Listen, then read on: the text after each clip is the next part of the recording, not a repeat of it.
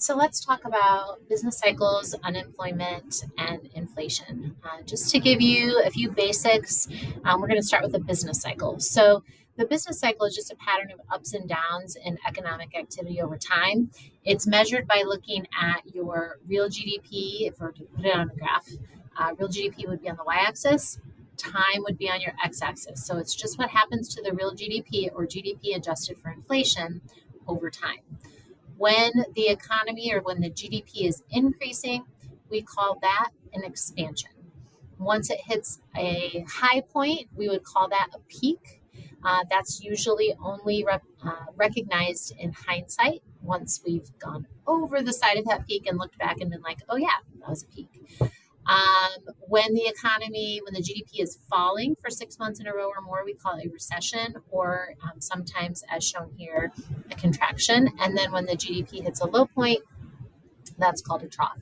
Notice that on this graph, you have two different peaks shown. So this is over time, again, pattern of ups and downs, but the trend line is going up. So ever since we've been keeping track, even though we've had ups and downs on either side of that trend line, our GDP has never fallen so far below where it previously was that we have a negative trend line. So economic growth has been the norm since we've been keeping track.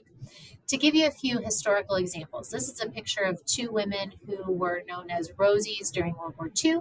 So they went to work in factories to help with the war effort. And this would have been a time in history that would have been an expansion. The GDP was increasing as the United States was gearing up for war.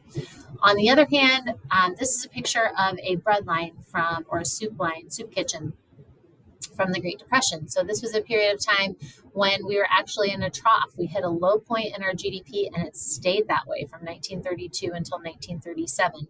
Then we hit another recession and the GDP dropped again until Hitler invaded Poland and the United States began gearing up for World War II.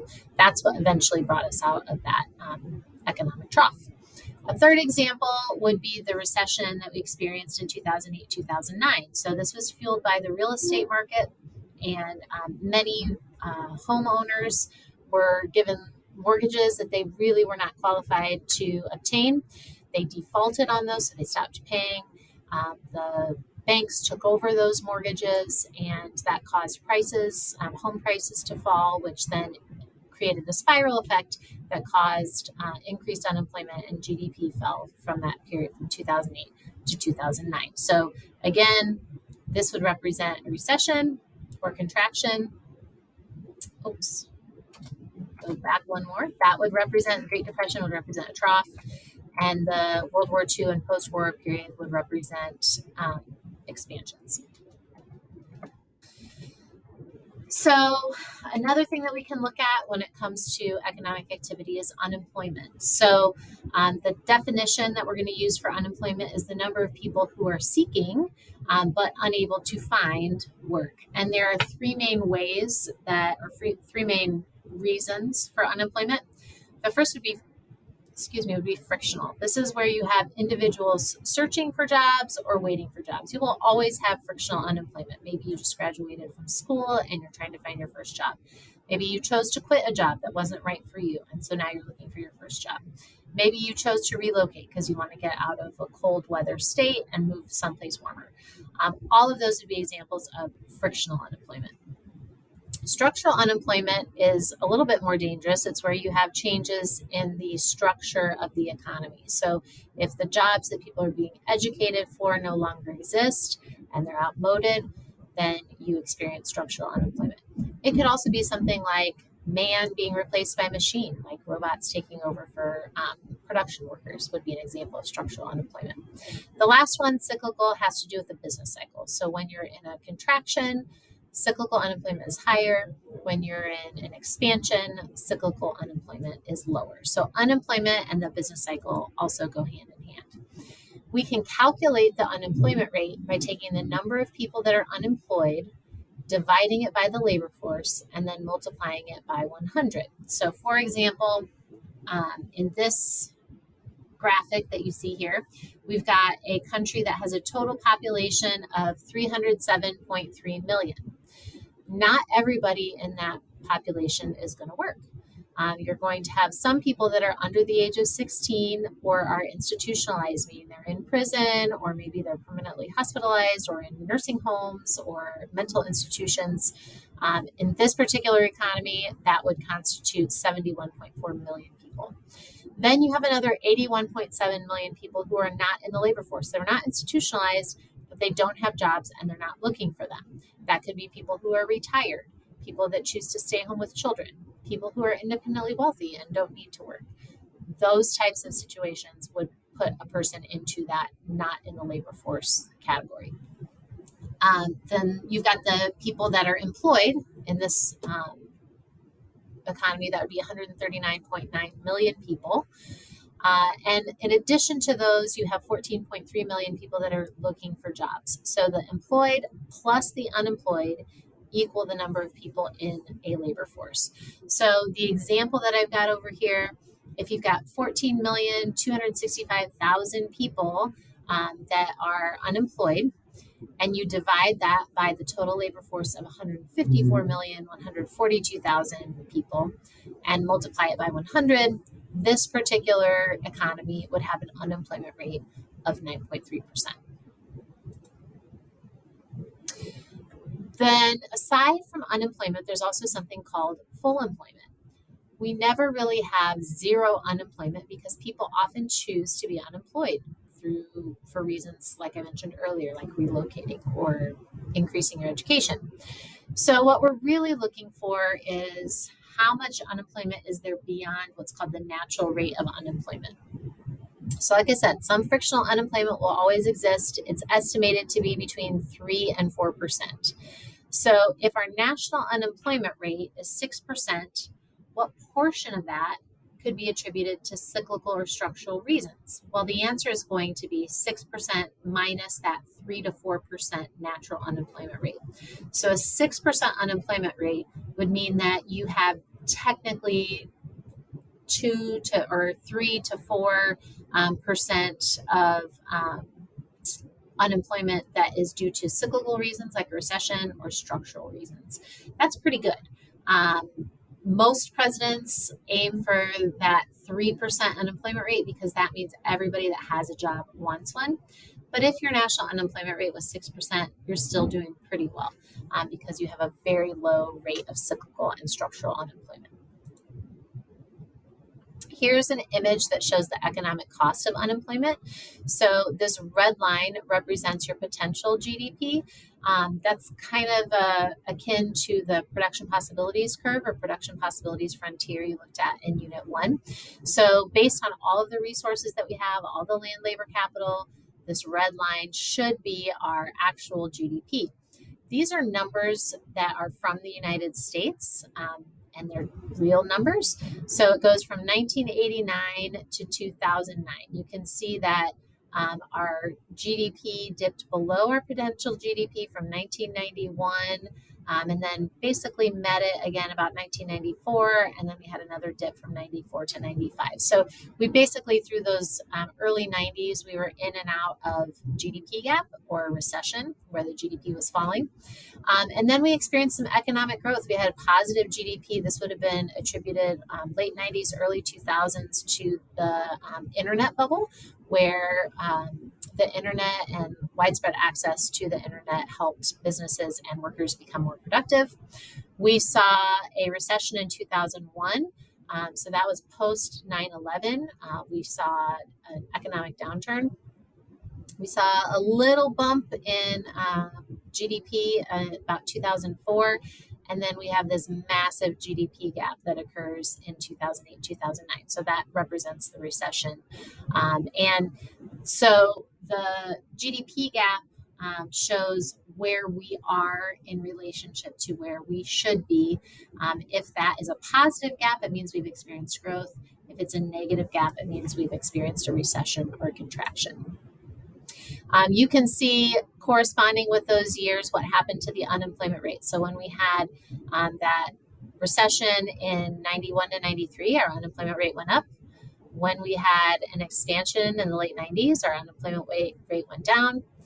We bumped up after September 11th, and then we went way up in 2008, 2009. So GDP and unemployment tend to move in opposite directions. When the GDP is growing, unemployment is falling, and the opposite is also true. Another thing to remember, because if you're watching this, you're working on finishing your education, is that there tends to be unequal burdens in the population depending on how much education you have completed. So overall, in this example, we've got 2007, so just before the last big recession, and 2009, which would have been just after the last big recession. So notice that unemployment rate grew more than doubled in our economy. But notice what happens in managerial and professional careers. You went from 2% unemployment if you were a manager to 4.6% unemployment. Whereas in construction, you went from 7% to 19%. So depending on the type of job you have and how much education it requires, you tend to have, not only do you get paid more if you have more education, you also tend to have lower rates of unemployment. It also shows higher rates of unemployment among people ages 16 to 19. As well as between African American population and white population in those same age groups, as well as a difference, slight difference between males and females, which was greater in 2009 than it was in 2006. So it just goes to show, and I'm going to highlight, go back. I want to highlight the education down here. That's why it is double starred. If you had less than a high school diploma, you had 3 times the unemployment rate as those people with a college degree or more did during that last big economic downturn. So education does matter. Not only does it protect your income, it also protects your rate of unemployment. Just to give you an idea of where the United States stacked up with other countries, we regularly try kind of hover around 5%. It's pretty normal for us. The only other country on this list that does that is Japan. So notice Italy and Germany and France are more kind of vacillating around 10%, so twice the level of unemployment rate. Now that changed in 2009 with the recession. We were all equally in kind of a bad situation. But when we recovered from that, we tend to have about half the unemployment rate that other developed nations do. So a big reason for that is the way that our economy is set up. We have more freedom in our markets, and so that results in a better labor market for workers. All right, so we've talked about business cycle, we've talked about unemployment. The third thing that is covered in this chapter is inflation. So the definition of inflation is just a general rise in the price level. So that generally causes your purchasing power to decrease. You tend to be able to or need more money to buy the same amounts of things. And so then what happens is it causes consumers' real income to go down, which can impact things like demand, which can then impact things like the GDP. So the way that we measure this is with something called the Consumer Price Index, or the CPI. The Consumer Price Index can be calculated by looking at what's called a market basket of goods. So it's things that every consumer buys, like a package of toilet paper, a gallon of gas, a gallon of milk, a dozen eggs. And they keep track of how much that market basket of goods costs today, and then they can use that to compare to other years to see how much those prices for the same items have actually changed. So that's what this first formula is right here. You've got price of the most recent market basket in a particular year divided by the market or the base year, that whatever base year you're using. And then when you multiply that by 100, you're going to convert your decimal to a percentage. You can also calculate the inflation rate by looking at a change in your consumer price index divided by the original consumer price index and then multiplied by 100. So let me show you a couple examples. If a market basket of goods costs $175 today, and 5 years ago, let's say that same market basket of goods cost $125, we could find out what the CPI is by plugging those numbers into a formula. So we would take our current year, that's 175, divided by our base year, which would be 125, multiply that by 100, you would get 140. So that tells you the CPI for today is 140 when compared with the base year. That takes into account the inflation rate. So we can calculate the inflation rate by looking down here at the bottom. Our change in CPI, so going from 125 to 175 is a change of 50. Our original CPI was 125, so we can take 50 divided by 125 times 100. That tells us that we experienced 40% inflation. So depending on questions that you're asked, you can plug numbers into those ratios to find out information about the consumer price index as well as inflation rate. One nice thing about inflation is that it usually varies inversely with unemployment. So when unemployment is high, inflation is low. That's the silver lining of a recession. Prices tend to fall. We did see prices fall, or technically that's called deflation, during 2008 to 2009, but we've seen steady increases since then, and particularly since the post-COVID pandemic inflation. There are two main types of inflation that you need to know. You've got demand pull inflation, which is when you have too much money chasing too few goods. A good example of when this happens is if the Federal Reserve issues too much new money. This happened during COVID with stimulus checks. So the Federal Reserve was issuing stimulus checks to every consumer in an attempt to help, but not every consumer needed help. Some consumers were still making their full wage or salary through the pandemic. So then they had a bunch of extra cash sitting around that they could save or spend. Enough people spent that extra cash that it increased demand for certain products, which caused prices to increase. And so those COVID stimulus checks are a perfect example of demand pull inflation. Cost push inflation happens on the supply side. It happens due to a rise in production costs. So production costs are the cost of land, labor, and capital to produce finished goods and services. If land, labor, or capital get more expensive, production costs go up, and those increase in production costs are passed on to consumers in the forms of higher prices. So when you see, for example, 2023, United Auto Workers strike, we just saw wages for auto workers go up by 30% due to this new negotiation, this new contract. That's going to increase the cost of producing a car, the labor cost of producing an American car, by $900 per vehicle. That is going to result in some cost push inflation in the area of the car industry because of those increases in production costs, or in this case, labor costs. All right, a few things you need to know about the effects of inflation. So inflation isn't necessarily all bad news. There are, of course, people that are hurt by inflation. These are people that are on a fixed income, so maybe they've retired or they're receiving benefits from the government. If you're on a fixed income and the price of everything goes up, your real income or your income adjusted for inflation will fall. So those people are definitely hurt by inflation. People who save money are also hurt by inflation because the value of your savings falls. You put money into savings that's worth a certain amount, but when you pull that money out, it takes more money to buy the same things from when you put it in. So the value of your savings falls during inflation, and that hurts people that are putting a lot of money into savings. The other group of people that inflation hurts are creditors, people that extend credit to other people because they're repaid in cheaper dollars. If you're loaned $150,000 to buy a house and you're repaying it over 30 years, the amount of money you get back, if you're that bank that's loaned out the money, is relatively less than what it was worth when you issued the loan 30 years prior. You also have people that are relatively unaffected by inflation.